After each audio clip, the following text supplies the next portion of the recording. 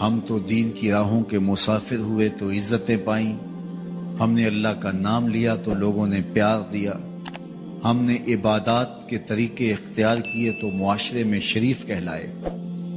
لیکن کتنا مشکل اور کٹھن لمحہ تھا جب کوئی اسلام لاتا تو معاشرے سے کٹ جاتا، سماجی بائیکاٹ کر دیا جاتا، وہ لوگوں سے الگ ہو جاتا۔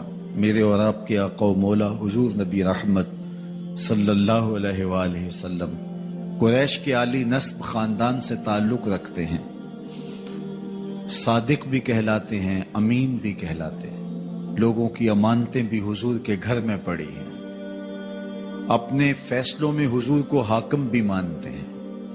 لیکن جب اللہ کی توحید کا اعلان کیا، جب لوگوں کو راہ راست اور راہ حق کی طرف بلایا تو یہ سارے مخالف ہو جاتے ہیں، حتیٰ کہ اپنے سقے عزیز بھی کتنے دل آزار جملے بولتے ہیں، تباً لکا ہنالک سائر اليوم الہذا جمعتنا۔ یہ رشتے میں سکا چچا بولتا ہے۔ اللہ اکبر، مشکلیں سہی، تکلیفیں سہی، سماجی مقاطعہ ہوا، سوشل بائیکاٹ ہوا۔ شاب ابی طالب کے 3 سال کس کٹھن حالات میں حضور اور حضور کے غلاموں نے اور خاندان والوں نے کاٹے، حتیٰ کہ درختوں کے پتے کھا کھا کے گزر اوقات ہوتے تھے۔ معاہدہ لکھ کے کعبۃ اللہ کے ساتھ لٹکا دیا گیا، اور یہ اتنے سنگ دل ثابت ہوئے کہ باہر سے کوئی تجارتی قافلہ آتا جس کے پاس اغذیہ ہوتی، کھانے پینے کی اشیاء ہوتی، تو ان کو ادھر جانے نہ دیتے، مبادہ کہیں یہ خرید نہ لیں۔ ان کا خیال یہ تھا کہ یہ بھوک سے دم توڑ جائیں، اور نیا دین جو لے کر کے آئے ہیں وہ شعب ابی طالب میں اس گھاٹی کے اندر ہی اپنے آخری دن پورے کرے۔ لیکن جس کو اللہ نے سر بلند کرنا ہو، عزت دینی ہو، جس دین کو پوری دنیا کے اوپر غالب ہونا تھا، اس کو کون روک سکتا تھا؟ اللہ کے محبوب علیہ الصلوۃ والسلام نے محنت، تندہی، کوشش اور کد و کاوش کے ذریعے لوگوں تک پیغام حق کا ابلاغ کیا۔ سب سے پہلے حضور کی اہلیہ حضرت سیدہ خدیجہ الکبریٰ رضی اللہ تعالی عنہا ایمان لاتی ہیں۔ حضور علیہ السلام کے قریبی دوست، گہرے دوست حضرت سیدنا ابو بکر رضی اللہ تعالی عنہ ایمان لاتے ہیں۔ حضرت علی المرتضیٰ رضی اللہ تعالیٰ عنہ اگرچہ نو عمر ہے، لیکن سینے پہ ہاتھ رکھ کے کہتے ہیں جان و دل فدا کروں گا حضور آپ پہ۔ حضرت بلال حبشی اسلام لاتے ہیں، حضرت عمار ابن یاسر، حضرت سمیہ، حضرت یاسر اسلام لاتے ہیں۔ 38 لوگ ایک ایک کر کے اسلام میں داخل ہوئے۔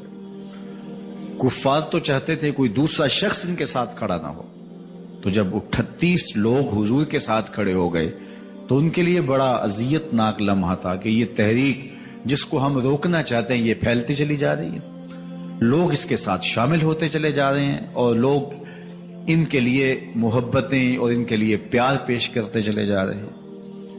عبداللہ ابن جدعان کے گھر کے قریب سے میرے حضور گزر رہے تھے کہ ابو جہل نے دیکھ لیا اور ہاتھ میں نوکیلا پتھر پکڑا اور حضور پہ حملہ آور ہو گیا۔ آقا کریم علیہ السلام نے کوشش کی کہ الجھاؤ پیدا نہ ہو، لیکن یہ اس بات پہ تلا ہوا تھا کہ حضور کو اذیت دے۔ اس نوکیلے پتھر سے حملہ آور ہو کے حضور کو گہرے زخم دیتا ہے، حتیٰ کہ حضور کے مبارک بدن سے خون بہنے لگ جاتا ہے۔ وہاں سے حضور سین حرم میں پہنچتے ہیں اور اللہ کی حضور سر بسجود ہو جاتے ہیں۔ حضور کے چچا حمزہ بن عبد المطلب ابھی اسلام نہیں لائے تھے، وہ شکار کھیل کے واپس آ رہے ہیں، اور جب وہ شکار کھیل کے آتے تھے تو بڑا اترا کے چلتے تھے۔ انہوں نے سنا کہ 2 لونڈیاں آپس میں بات کر رہی ہیں۔ اس کو پتا ہوتا نا کہ اس کے بھتیجے کے ساتھ کیا سلوک ہوا ہے تو یہ کبھی بھی ایسی چال نہ چلتا، اس کی ٹوری کوئی اور ہوتی۔ تو رک گئے، قدم خود بخود ٹھہر گئے، روک کے پوچھا کیا ماجرا ہوا؟ کہا تمہارے بھتیجے کو ابو جہل نے مارا ہے اور اس کے نازک بدن سے خون بہتا رہا۔ وہ خاموش تھا لیکن اس نے جان بوجھ کے زیادتی کی اس پر. بس غصے میں بفر گئے. سین حرم کے آس پاس قریش اپنی مسجد جمائے بیٹھے ہوتے تھے ٹولیوں کی شکل میں. آج امیر حمزہ آئے اور ابو جہل کو تلاش کر کے اپنی کمان کو زور سے اس کے سر پہ مارا اور اس کا سر پھٹ گیا اور ساتھ بولے تم نے ہمارے بھتیجے کو لاوارث سمجھا ہے. اب اس کے حواری کھڑے ہو گئے لیکن ابو جہل بڑا کائن شخص تھا. اس نے سمجھا کہ یہ تو اب تنہا ہیں لیکن لڑائی کی آگ روشن ہوگی تو بنو ہاشم بھی نکل آئیں گے تو یہ لڑائی لمبی ہو جائے گی, تو اس کا سبب میں ہوں, قصور میرا ہے.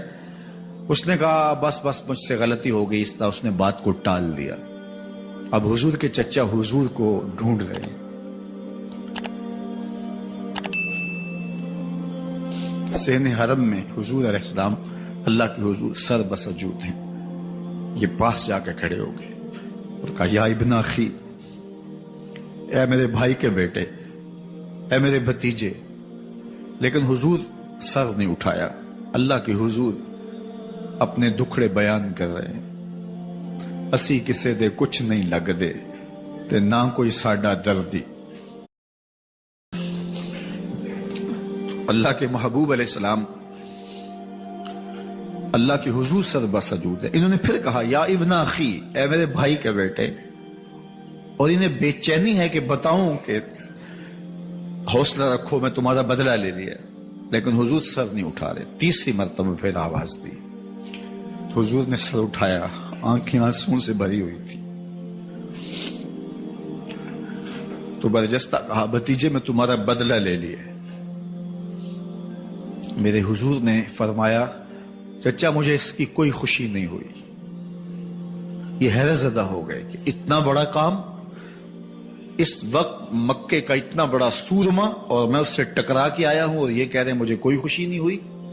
قسمت اچھی تھی. بولے بھتیجے تم کیسے خوش ہوتے ہو؟ کہا جس رب کو میں مانتا ہوں اس کو تم بھی مان لو.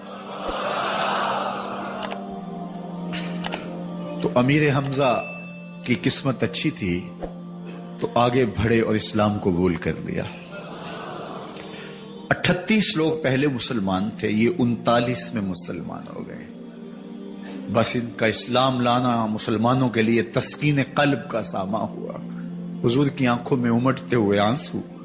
آگے بڑھے, کعبے کو غلاف کو پکڑا, کہا اللہم اعز الاسلام باحب الرجلین الیک بعمر ابن الخطاب او بعمر ابن حشام. اے اللہ ایک شیر دیا ہے, ایک شیر اور دے دے. اب تیری مرضی, یا عمر بن خطاب دے دے یا عمر بن حشام دے دے. اگرچہ اس نے میرے اوپر پتھر برسائے ہیں, مجھے زخمی کیا ہے, لیکن اگر دین کی تقویت اس سے ہو سکتی ہے تو مالک مجھے کوئی غصہ نہیں. چاہے عمر بن حشام, یہ ابو جہل کا نام ہے, مجھے چاہے ابو عمر بن حشام دے دے یا عمر بن خطاب دے دے. ایک شیر دے دیا, ایک شیر اور عطا کر دے. حضور کعبہ کے غلاف سے لپٹ کے اللہ کے حضور دعائیں مانگ رہے ہیں. 39 لوگ اسلام لا چکے ہیں, 40ویں کا انتظار ہے. اللہ کے محبوب علیہ السلام کی دعائیں ہیں, حضور کی التجائیں ہیں. ادھر یہ خبر پورے مکے میں پھیل جاتی ہے کہ حمزہ بھی ایمان لے آئے. کفار پر سراسیمگی سی کیفیت پیدا ہو جاتی ہے کہ ہم تو سمجھتے تھے کہ یہ 2-4 لوگ ہیں, 10-15-20 لوگ جمع ہو جائیں گے, اور اس طرح کے لوگ بھی اگر ان کے ساتھ شامل ہو گئے تو ان کا راستہ نہیں روکا جا سکے گا. وہ سر جوڑ کے سوچنے لگے, ابو جہل کو کوسنے دینے لگے اس نے کیوں یہ ظلم کیا کہ اس کا نتیجہ یہ پھر ہمیں بھگتنا پڑ رہا ہے. اس کے لیے کوئی تدبیر کرنی چاہیے, اس کے لیے کوئی حکمت سوچنی چاہیے. 26 سال کا نوجوان ہے, خطاب کا بیٹا ہے, نام عمر ہے.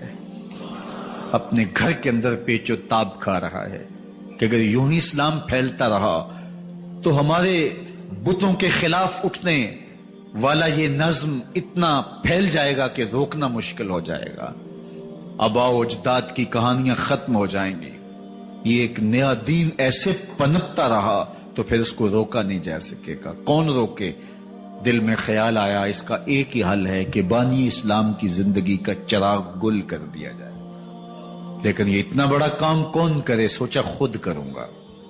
اٹھتی جوانی اور یہ پہلوانی کا زمانہ تھا عمر بن خطاب کا، اعضاء میں توانائی، طبیعت میں جوش، تلوار حمائل کی۔ دوپہر کے وقت خیال آیا تو کڑکتی دوپہر میں چل پڑے۔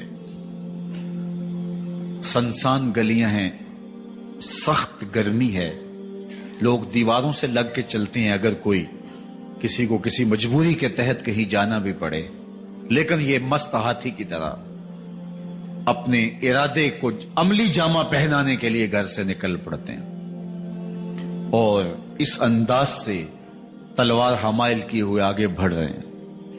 نعیم بن عبداللہ آگے سے آ رہے تھے، آنکھوں میں اترا ہوا نشہ دیکھا، کہانی سمجھ گئے۔ یہ بھی مسلمان ہو گئے تھے لیکن ابھی ایمان ظاہر نہیں کیا۔ کہا عمر کدھر کے ارادے ہیں؟ کہا بانی اسلام کا چراغ بجھانے جا رہا ہوں، یہ روز روز کی کہانی ختم کرنے جا رہا ہوں۔ آج حمزہ ایمان لائے ہیں، کل کوئی اور آ جائے گا، پھر اس تحریک کو روکنا مشکل ہو جائے گا۔ نعیم بن عبداللہ مسکرا کے بولے گھر کی خبر لی ہے؟ کہا کیا ہوا میرے گھر کو؟ کہا تمہاری بہن فاطمہ بھی اس محمد کی غلام بن گئی ہے، تمہارا بہنوئی سعید بن زید بھی اس کا نوکر بن گیا ہے۔ بس بپھر گئے، وہ جو غصہ تھا وہ ادھر منتقل ہو گیا، بہن کے گھر کا رخ کیا۔ جب دروازے پہ پہنچے تو اندر سے قرآن پڑھنے کی آواز آ رہی ہے، جو کہا گیا تھا، جو سنا تھا، اس کا یقین پیدا ہو گیا۔ زور زور سے دروازے کو کھٹکھٹانے لگے۔ بہن نے دیکھا کہ بھائی ہے، جو قرآن پڑھ رہا تھا اس کو چھپا دیا اور خود دروازہ کھولا، بس پیٹنا شروع کر دیا، مار مار کے سر پھوڑ دیا، خون بہ رہا ہے۔ جب سر پھٹ گیا تو فاطمہ بنت خطاب بولی عمر تم خطاب کے بیٹے ہو، میں بھی خطاب کی بیٹی ہوں، سن لو محمد کا دامن نہیں چھوڑو، جو کرنا ہے کرو۔ جب یہ تیور دیکھے تو عمر کی حیرت انتہا کو چھو گئی۔ یہ کون سی قوت ہے جس نے ایک عورت کے اندر یہ جذبے رکھ دیے؟ کہا اچھا بتاؤ تم کیا پڑھ رہے تھے؟ کہا تم ناپاک ہو، تمہیں نہیں دوں گی۔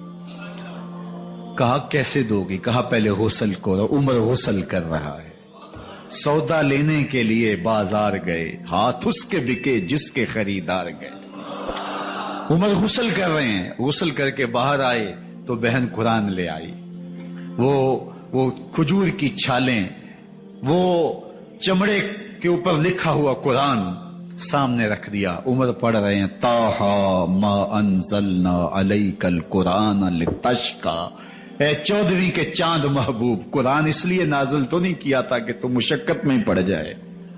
محبوب رحمت کے دروازے کھل رہے ہیں، کرم نوازیاں ہونے والی ہیں۔ عمر پڑھتے گئے، آنکھوں کے بندن ٹوٹ گئے، آنسو آنے لگے، ٹپ ٹپ آنسو گرنے لگے۔ عمر رو رہے ہیں، بدن کانپ رہا ہے۔ آئے کس ارادے سے تھے، اب حالت کیا ہوئی جا رہی ہے۔ اپنی بہن سے کہا، بہنوئی سے کہا جس در کے تم غلام ہوئے ہو کبھی میں بھی اس در کا غلام نہیں ہو سکتا؟ عمر کی کہیں عمر نہ برباد ہو جائے، مجھے اس چوکھٹ پہ لے چلو۔ کہا چلو ہم اس دہلیز پہ لے چلتے ہیں۔ تلوار اسی طرح حمائل کی ہوئی ہے، حضور دار ارقم میں ہے، یہ اسلام کی پہلی درسگاہ ہے، حضرت ارقم کا گھر۔ مسلمانوں کی تعداد بہت تھوڑی، یہاں چھپ کر کے دین سیکھتے ہیں۔ حضور بھی وہاں تشریف فرما تھے، باقی اصحاب بھی وہاں تشریف فرما تھے، حضرت میرے حمزہ بھی وہاں تھے۔ دروازے کی درزوں سے دیکھا کہ عمر آ رہے ہیں، تلوار بھی حمائل کی ہوئی۔ صحابہ نے کہا عمر آ رہے ہیں، میرے حمزہ نے کہا کوئی پرواہ نہیں، آنے دو، اچھا ارادہ ہوا تو خوش آمدید کہیں گے، ارادہ اچھا نہ ہوا اس کی تلوار سے گردن کاٹوں گا۔ اللہ اکبر۔ جب دروازہ کھولا تو دو صحابہ نے بازوں سے پکڑ لیا، کندھوں سے۔ حضور نے فرمایا کندھے چھوڑ دو، کندھے چھوڑ دیے گئے۔ آقا کریم علیہ الصلوۃ والسلام نے ان کے گلے کے اندر جو کپڑا تھا اس کو پکڑ کے جھٹکا دیا، اسلم عمر، عمر اسلام لاؤ۔ اللہ اکبر۔ اور ساتھ حضور نے حضرت عمر کے دل پہ ہاتھ رکھے، اللہم اہد قلبہ، اللہ عمر کے دل میں ہدایت ڈال دے۔ بس یہ جملہ کہنے کی دیر تھی اور حضور کا ہاتھ پھرنے کی دیر تھی، اندر سے کفر دھلتا چلا گیا۔ اور عمر نے کہا اشہد اللہ الہ الا اللہ واشہد انک رسول اللہ. جب یہ پڑا کلمہ تو حضور کی زبان سے بے ساختہ نکلا اللہ اکبر، اور صحابہ نے بھی اللہ اکبر کہا، اور اس زور سے کہا کہ مکے کی گلیاں گونجنے لگی. اب عمر ایمان لانے کے بعد حضور کی خدمت میں حاضر ہو کے عرض کرتے ہیں حضور کیا ہم حق پہ نہیں ہیں؟ فرمایا ہم حق پہ ہیں. اللہ کا دین سچا نہیں ہے؟ فرمایا اللہ کا دین سچا ہے. کہا کہ آپ اللہ کے سچے نبی نہیں ہیں؟ فرمایا میں اللہ کا سچا نبی ہوں. تو فرمایا پھر ہم چھپ کے نماز کیوں پڑھیں؟ کہا کہ عمر تم جانتے ہو حکمت ہے، اتنے جو ہے وہ ہماری تعداد نہیں، اور کفار کا جور و ظلم اور ستم. عرض کی حضور ہم کعبۃ اللہ میں جا کے نماز پڑھیں گے. مسلمانوں کی دو صفیں بن گئی، ایک صف کی قیادت امیر حمزہ کر رہے ہیں، ایک صف کی قیادت حضرت فاروق اعظم کر رہے ہیں، درمیان میں حضور چل رہے ہیں. اور روایات میں آتا ہے حضرت عمر چلتے جاتے ہیں اور ساتھ لا الہ الا اللہ پڑھتے چلے جا رہے ہیں. اور پھر جا کے وہاں پہنچے تو وہاں جو صنادید قریش تھے ان پر سختہ طاری ہو گیا. حضرت عمر رضی اللہ تعالیٰ عنہ جب ایمان لائے تو آپ نے ایک ایک کافر کے گھر کے دروازے پہ کھڑے ہو کے کہا، جب کوئی بھی شخص مسلمان ہوتا تو کفار اس کو مارتے، زود و کوب کرتے، ظلم کرتے، ستم کرتے، گھسیٹتے بازاروں میں، لیکن حضرت عمر ایمان لائے تو ایک ایک شخص کے دروازے پر کھڑے ہو کر کے کہا کہ تم کمزوروں کو مارتے تھے، میں تمہیں بتانے آیا ہوں میں محمد عربی کا نوکر بن گیا ہوں. بلکہ آپ نے اعلان کیا جس نے اپنی بیوی کو بیوہ اور بچوں کو یتیم کروانا ہو اور اپنے ماں باپ کی کمر کو جھکانا ہو وہ عمر کے مقابلے میں آئے. اللہ اکبر. زنیرہ نامی ایک خاتون تھی بہت کمزور.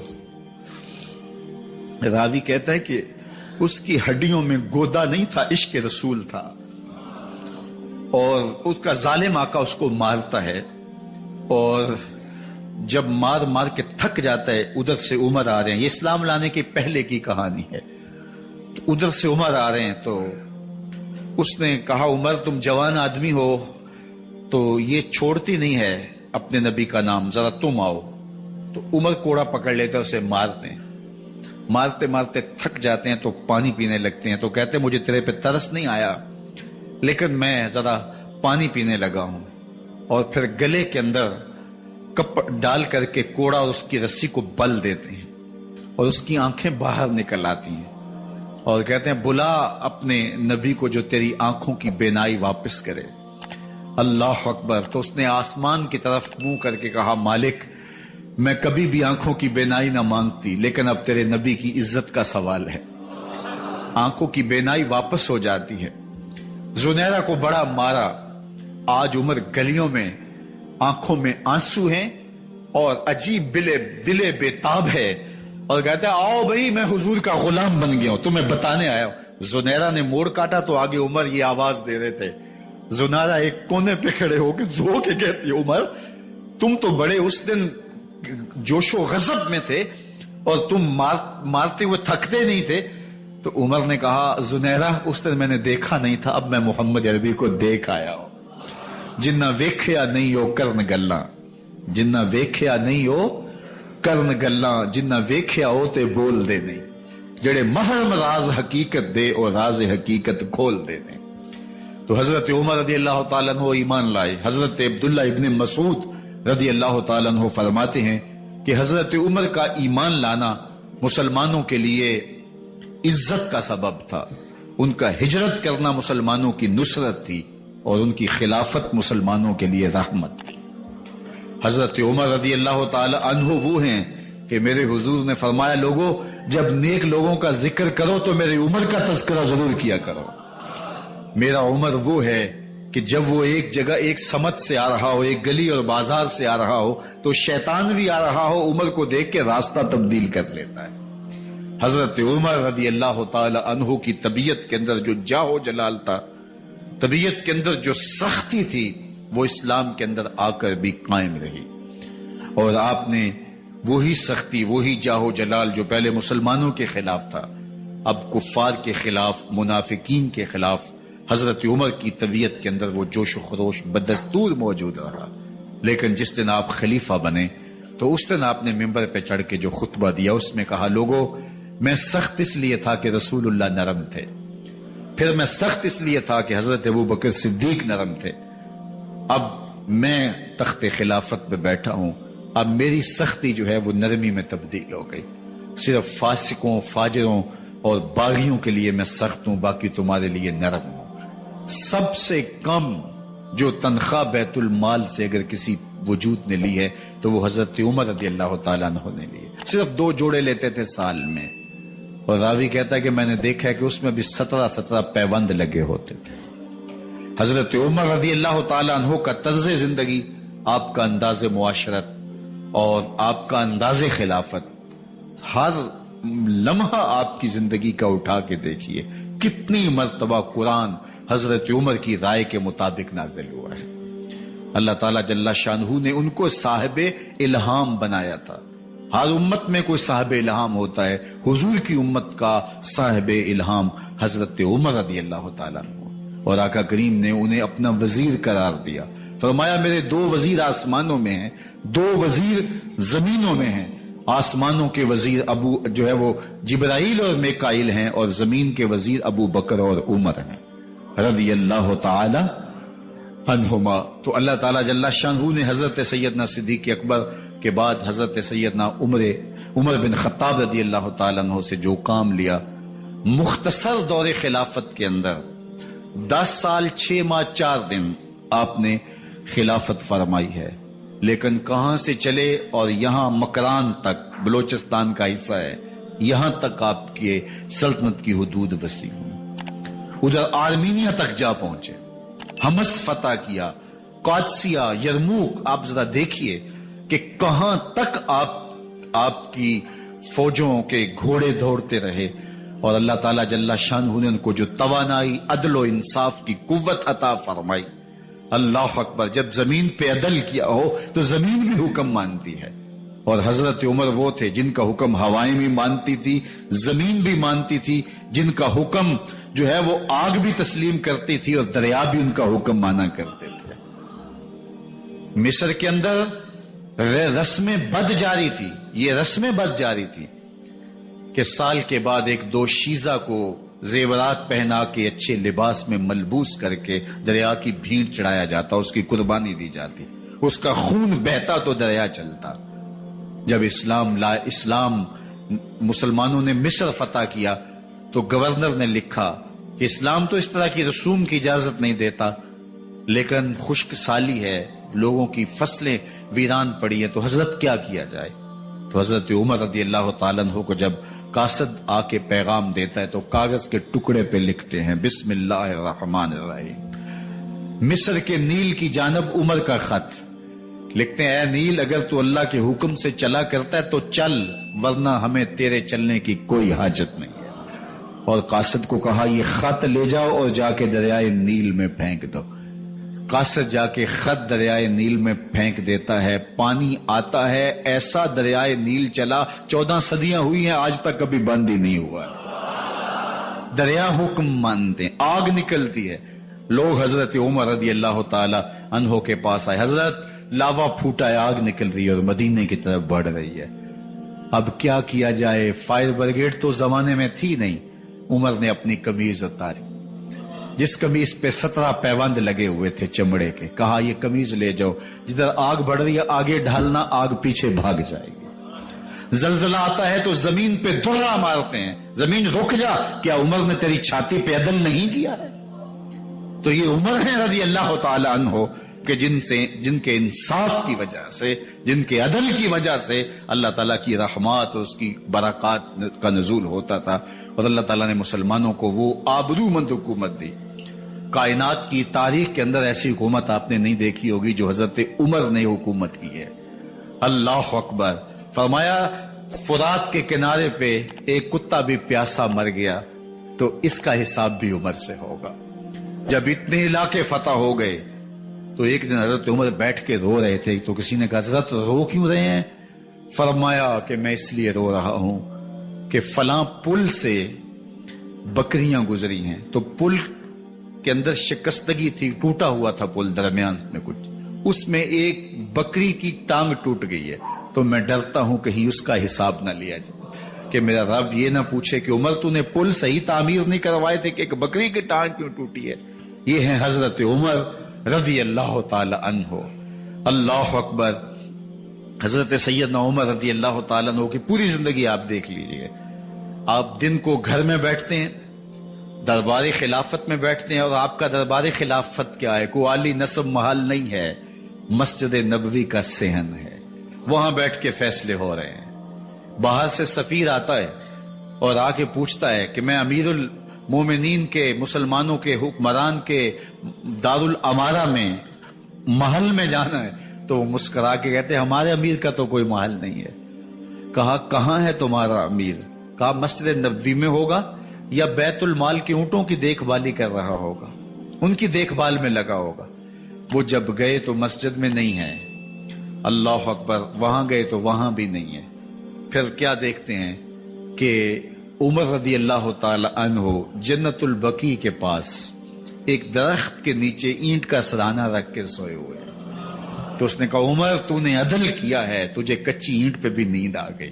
ہمارے حکمرانوں نے انصاف نہیں کیا اور وہ بند اور محفوظ کمروں کے اندر بھی سکون اور چین کی نیند نہیں سو سکتے. حضرت سیدنا عمر رضی اللہ تعالیٰ عنہ نے اس طرح ان امور سلطنت نبھائے. آپ دن کو لوگوں کی دیکھ بھالی کرتے، لوگوں کی ضروریات سنتے سمجھتے، اور جب رات پڑتی لوگ سو جاتے عمر مدینے کی گلیوں میں پہرا دیتے. کائنات نے کوئی ایسا بھی حکمران دیکھا ہوگا؟ اللہ اکبر. وہ مجاہد جو مختلف محاذات پہ گئے ہوئے ہوتے ان کے گھروں کی دیکھ بھالی کرتے، ان کی ضروریات کا خیال رکھتے، ان کی آبرو کا پہرا دیتے.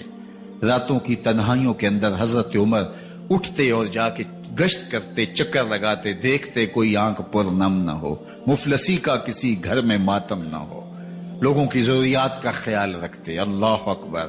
ایک دن حضرت عمر رضی اللہ تعالیٰ عنہ ایک گھر کے قریب سے گزرے. گھر سے دھواں نکل رہا تھا. سوچا کوئی مہمان ہوگا، گزر گئے. تھوڑی دیر کے بعد پھر دوبارہ اس گلی سے گزر ہوا تو پھر دھواں نکل رہا تھا. پھر گزر گئے. 2 گھنٹے کے بعد پھر دوبارہ ادھر سے گزران ہوا تو پھر دھواں نکل رہا تھا. رات کا پچھلا پہر ابھی تک گھر سے دھواں نکل رہا ہے. عمر رضی اللہ تعالیٰ عنہ نے دروازے کو کھٹکھٹایا. اندر سے خاتون کی آواز آئی، اس وقت کون ہے؟ کہا ایک مسافر ہوں، پوچھنا چاہتا ہوں تمہارے گھر سے دھواں کیوں نکل رہا ہے رات کے اس پہر؟ کہا تمہیں اس سے کیا غرض؟ کہا نہیں مجھے تشویش ہوئی ہے. تو اس نے کہا عمر کی جان کو رو رہی ہوں. حضرت عمر رضی اللہ تعالیٰ عنہ نے کہا کیا ہوا؟ کہا کہ کھانے کے لیے گھر کچھ نہیں ہے، بچے ضد کر رہے ہیں، ہنڈیا کے اندر پتھر ڈال کر کے میں نیچے سے آگ دیے جا رہی ہوں. بچوں کہتے ہیں تھوڑی دیر ہے کہ بچے تھک کے سو جائیں گے انتظار کر کے. تو کچھ ہو تو پکے، اور بچے ہیں بھوک سے، شدت بھوک کی وجہ سے سو بھی نہیں رہے، اور میں یہاں بیٹھے عمر کی جان رو رہی. حضرت عمر رضی اللہ تعالیٰ عنہ واپس آئے. گھی کا کنستر اٹھایا، آٹے کی بوری لی اور ساز و سامان لیا. خادم تھا آپ کا اسلم بیت المال میں. اس نے حضرت یہ سب کچھ میں اٹھا لیتا ہوں. کہا حشر کے دن میرا بوجھ اٹھاؤ گے؟ کہا نہیں وہ تو آپ کو اٹھانا ہوگا. کہا عمر کو آج خود ہی اٹھانے تو. اور اٹھا کے ان کے گھر آئے اور گھر آ کے ان کو سب کچھ دیا. اور پھر اس کے بعد جب کھانا تیار ہوا، بلکہ روایت میں آتا ہے کہ جب آگ جلا رہی تھی تو عمر جھک کے چولہے میں پھونکے مار رہے تھے. اللہ اکبر. اس خاتون کو نہیں پتا کہ یہ کون ہے، یہ کوئی اجنبی مسافر ہے، میری مدد کر رہا ہے. پھر بچے جو ہے وہ جب کھانا کھا کے خوش ہوئے تو حضرت عمر رضی اللہ تعالیٰ عنہ نے دل میں سوچا اور کہا عمر جس طرح تو نے بچوں کو رلایا ہے آج ان بچوں کو ہنساؤ بھی.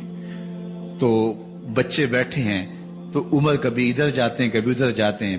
جس طرح بچوں کو کھلانے کے لیے جو ہے وہ گھٹنوں کے بل اور ہاتھوں کے بل لوگ چلتے ہیں، حضرت عمر یوں چلتے ہیں اور وہ بچے مسکراتے ہیں.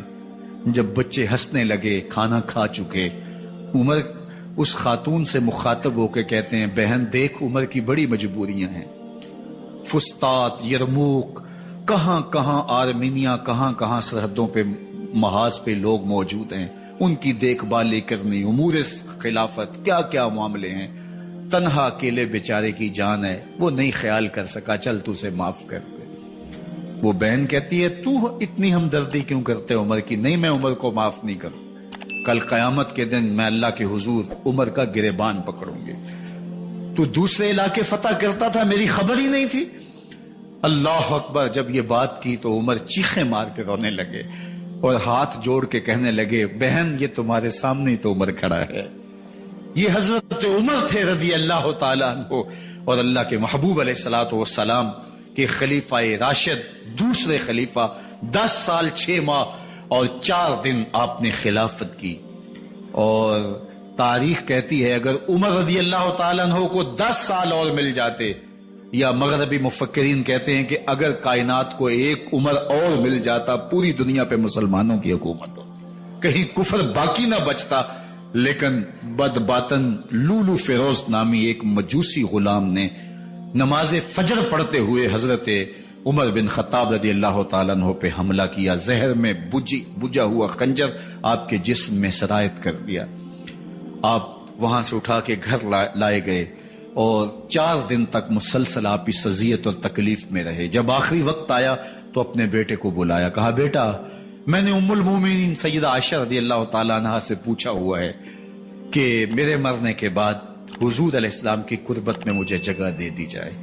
ہو سکتا ہے میں امیر المومنین مسلمانوں کا خلیفہ ہوں تو اس وجہ سے انہوں نے اجازت دے دی ہو، جب میں فوت ہو جاؤں تو ظاہر خلیفہ نہیں رہوں گا، تو پھر جا کے ان کو دوبارہ کہنا کہ میرے باپ کا پیغام ہے، اگر وہ اجازت دیں تو مجھے حضور کی قربت میں دفن کر دینا، اور اگر وہ اجازت نہ دیں تو پھر جنت البقیع میں مجھے دفن کر دینا۔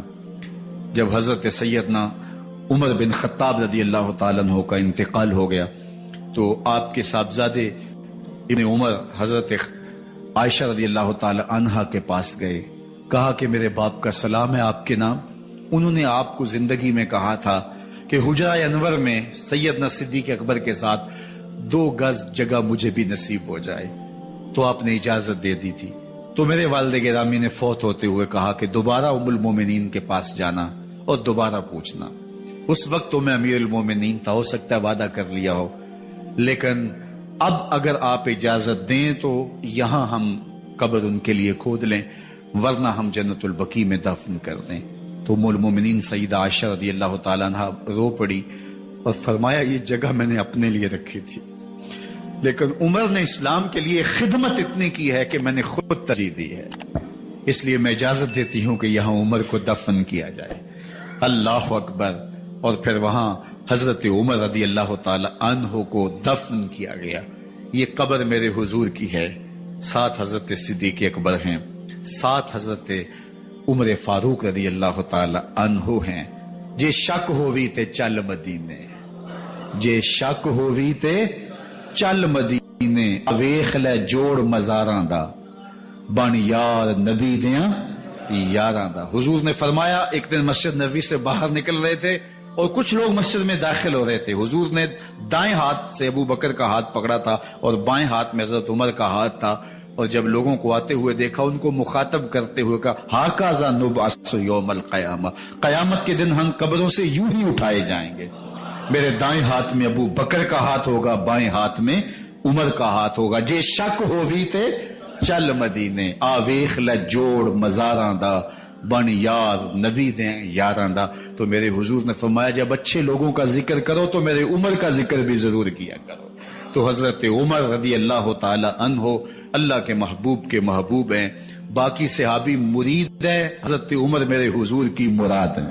اللہ سے مانگ کر کے لیا ہے، اللہ عمر بن خطاب عطا کرتے، اور پھر اللہ نے عمر کی صورت میں اسلام کو وہ عظیم تحفہ دیا جس سے اسلام کی عزت بڑھی اور شان و شوکت میں اضافہ ہوا، اور اسلام کے جھنڈے 4 داغ عالم کے اندر لگ گئے۔